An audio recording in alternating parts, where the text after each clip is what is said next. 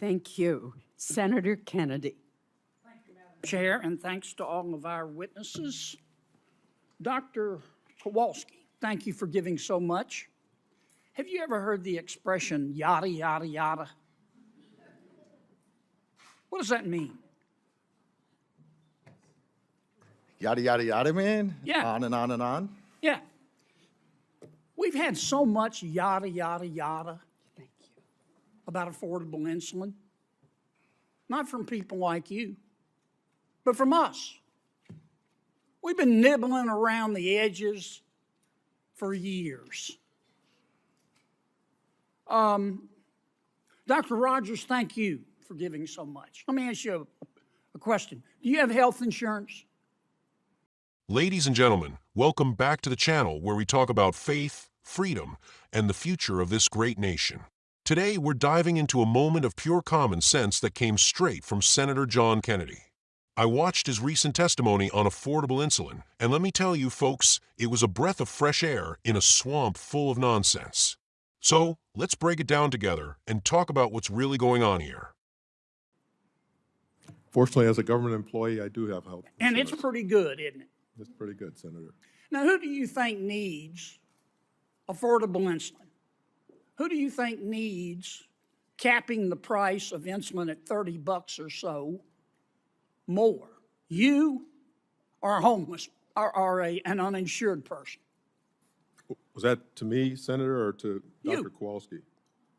Well, as you asked the question, I think the person who's less available to afford it would probably benefit more. Yeah, we got 30 million people who are uninsured in this country. And some of them are diabetic, too. Now, Senator Shaheen and Senator Collins have a great bill. Senator Warnock and I have a bill, too, on insulin. It's called the Affordable Insulin Now Act. And we're working closely with Senator Collins and Senator Shaheen. Our bill would cover everybody. Everybody. Whether you have health insurance or you're uninsured, because a lot of people become uninsured. Now, I know our health insurance companies, and God bless them, they're trying to work with us to lower the cost of insulin, and they have these programs, they call them patient assistance programs. So if you're uninsured and you can't afford your insulin, they'll work with you. But have you ever tried to apply for one of those programs? Have either of you, any of you? Oh my God. First, the application process. The fine print to apply, there's so much of it. You could hide a dead body in there and nobody'd ever find it. Number two, they send the medicine to your doctor, not to you. So if you got a job or if you don't have a job, you got to go to the expense of driving all the way to your doctor's office, probably have to pay your doctor to get the medication. I mean, that's a special kind of stupid. These free programs only cover one or two forms of insulin. And get this, yeah, they'll give you cheap insulin, maybe free insulin for a month or 3 months or at best a year. And then after a year, you go in one day and instead of $30, it's $567.23. And you go, oh my God, I got to go sell blood plasma to be able to afford it. We need to stop nibbling around the edges. We need to be smart enough to figure this out. And the cost, I think it could be done for $250 million a year. And I'm not talking about taking out a reverse mortgage on Alaska and borrowing more money. I'm talking about finding it in our budget. At least let me ask you a quick question. You probably don't know the answer. I had to look it up. But if I started counting to 1 billion right now, right this moment, in 2023, and I counted, y'all listen to this, you may know the answer. I counted one number a second. 1, 2, 3, 4, 5. And I counted all day and all night. And I counted in the shower. And I counted between bites of a Pop-Tart at breakfast. I keep counting and counting. How long do you think it'd take me to count to 1 billion? A very long time. You know how long? Right, I told you were smart. It would take me 32 years. For 1 billion, I'd be 55. It would be 2055. I wouldn't make it. Now, you know how big the federal budget is? That's just 1 billion, folks.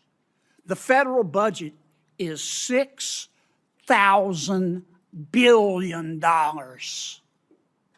every year. And we can't find 250 million to cap the price of insulin? Let's do it right. No more yada, yada, yada.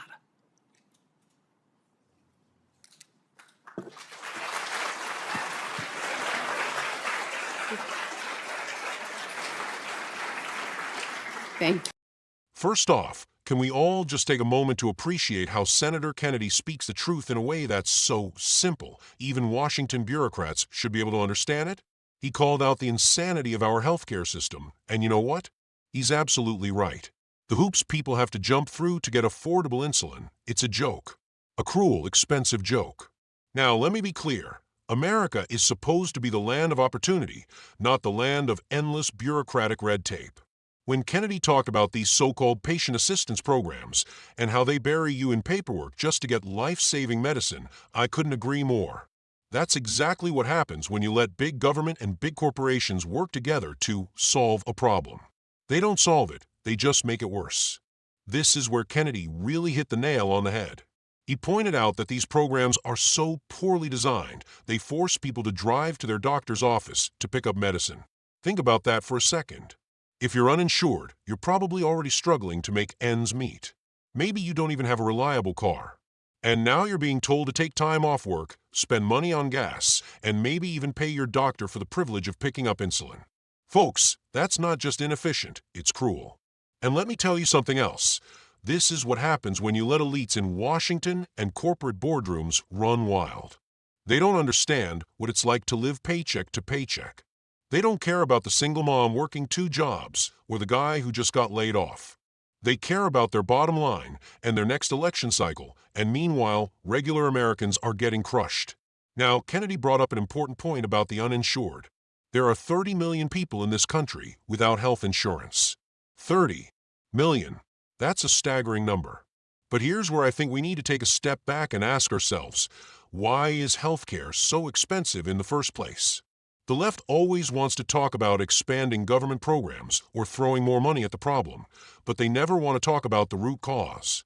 Why does insulin cost so much in America compared to other countries? It's because of government interference, plain and simple. Regulations, patent protections, and red tape have created a monopoly for big pharmaceutical companies. And instead of fixing that, Democrats just want to slap a Band-Aid on the problem and call it a day. This part of Kennedy's speech really hit home for me.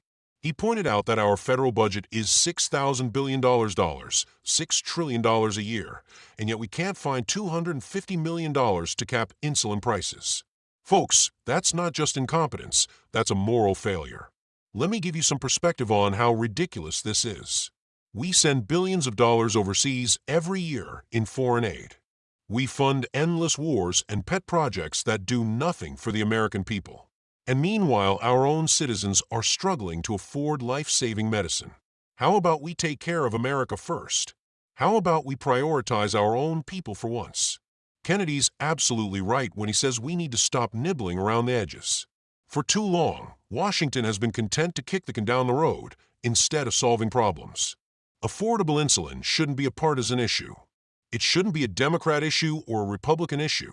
It should be an American issue. And yet, here we are, stuck in the same old cycle of talking points and half measures. Now, I love Kennedy's analogy about counting to 1 billion. It really puts things into perspective, doesn't it?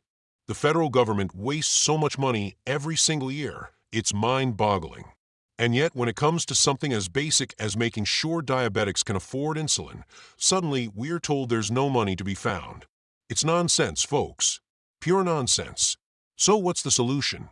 Well, first of all, we need to hold these pharmaceutical companies accountable. No more price gouging. No more monopolies. And second, we need to get the government out of the way. Let the free market work.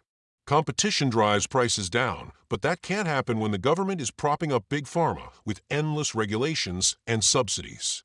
And finally, we need to elect leaders who actually care about the American people. Leaders like John Kennedy, who aren't afraid to call out stupidity when they see it. We don't need more yada yada from Washington, we need action. Real, meaningful action. Folks, this is why elections matter. This is why we need to stay engaged and informed. Because at the end of the day, this country belongs to us, the hard-working, patriotic Americans who love our families, our faith, and our freedom. Let's demand better from our leaders. Let's fight for a government that works for us, not against us. And let's never stop standing up for what's right.